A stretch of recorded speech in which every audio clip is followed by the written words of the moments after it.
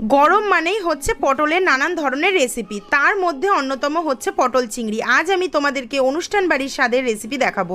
তার জন্য নিয়েছি চিংড়ি মাছ, পটল, আলু, টমেটো, পেঁয়াজ কুচি, আদা, রসুন, কাঁচা লঙ্কা, গোটা জিরে, গোটা গরম মশলা, লঙ্কা গুঁড়ো, হলুদ, লবণ ও তেল। তেল গরম করে প্রথমে আলু ও পটল খুব সুন্দর করে ভেজে তুলে নিয়ে হালকা করে চিংড়ি মাছগুলো ভেজে তুলে নেব।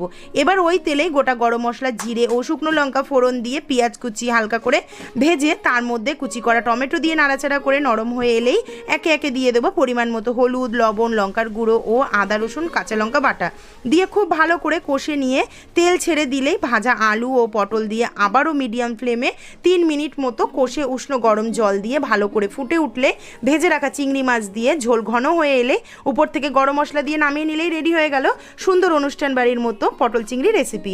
তো আজকের রেসিপিটা ভালো লাগলে অবশ্যই একটি করে লাইক করে দিও, ফুল ভিডিও দেওয়া আছে।